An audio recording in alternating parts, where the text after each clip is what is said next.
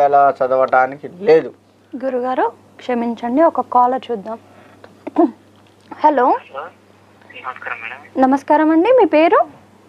నా పేరు చంద్రశేఖర్ మేడం. చంద్రశేఖర్ గారు, ఎక్కడి నుండి కాల్ చేస్తున్నారు? కాణిపాక నుంచి మేడం. మళ్ళీ చెప్పండి. చిత్తూరు జిల్లా, చిత్తూరు నుంచి మేడం. ఓకే అండి, ఎవరి గురించి తెలుసుకోవాలనుకుంటున్నారు? నా గురించి తెలుసుకోవాలి మేడం. ఓకే అండి, మీ డేట్ ఆఫ్ బర్త్ చెప్పండి. 16/6/1990. 1990 16/6 నెలనా అండి? అవును మేడం. ఓకే అండి, ఏ టైంకి పుట్టారండి? 7:30 మేడం PM. మళ్ళీ చెప్పండి. 7:30 సాయంత్రం.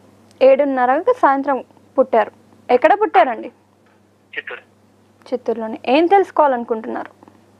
మేడం, ఇది నా జాతపరంగా గవర్నమెంట్ జాబ్ వచ్చే అవకాశం ఉంటుందా ఎట్లా అని తెలుసుకోవాలి. ఓకే అండి, గురుగారితో మాట్లాడండి. నమస్కారం గురుగారు. హలో, నమస్కారం అండి. జాతకంలో ఏదైనా గవర్నమెంట్ జాబ్ వచ్చే అవకాశం ఉందా ఎలా అని తెలుసుకున్నాను. కొంచెం పెద్దగా మాట్లాడగలవా నాన్న? గవర్నమెంట్ జాబ్ వచ్చే అవకాశం ఏమైనా ఉందా తెలుసుకున్నాను కాల్ చేసినప్పుడు. గవర్నమెంట్ జాబా? నీకు మీనరాశి అయింది, ధనుర్లగ్నం నీది, ఉత్తరాభాద్ర 1వ పాదం. నీకు కుజదోషం కూడా ఉంది. నీకు గవర్నమెంట్ జాబ్ అంటే లగ్నం నుంచి గురుడు సూర్యుడు లగ్నాన్ని చూస్తూ ఉన్నారు, శని రాహువులు కలిసి ఉన్నారు. కాబట్టి గవర్నమెంట్ జాబు అనేది కొంచెం కష్టతరమైనటువంటి రీతిలో ఉంది. నీకు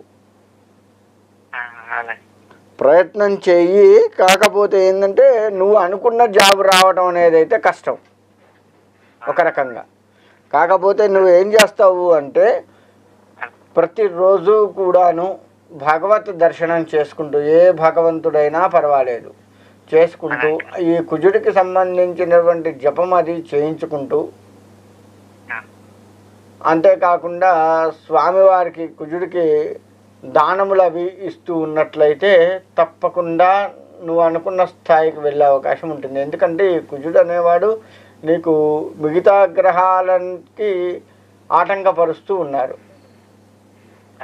అందుకని నీకు అనుకున్న స్థాయిలో నువ్వు వెళ్ళలేకపోతున్నావు. ఇదొక్కటి కనుక నీవు చేసుకున్నట్లయితే తప్పకుండా నీకు అనుకున్న స్థాయికి దగ్గరలోకైనా వెళ్ళగలవు.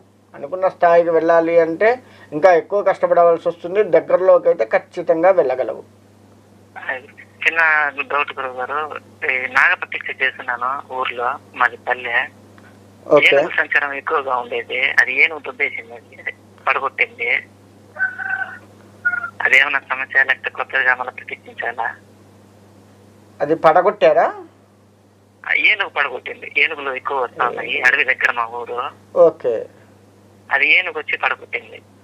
పర్వాలేదు. మళ్ళీ దాన్ని నువ్వు ఏం చేస్తావు అంటే ఓ దిమ్మలాగా కట్టించి మళ్ళీ అదే విగ్రహాన్ని దాని మీద పెట్టించావు. మంచి టైము ముహూర్తం ఏదన్నా మీ దగ్గరలో ఉన్నటువంటి పండితులు ఉంటారు కదా, వాళ్ళని అడిగి చక్కటి ముహూర్తం చూసుకొని మళ్ళీ దాన్ని అలా పెట్టేసేయి, ఇబ్బంది ఏం లేదు.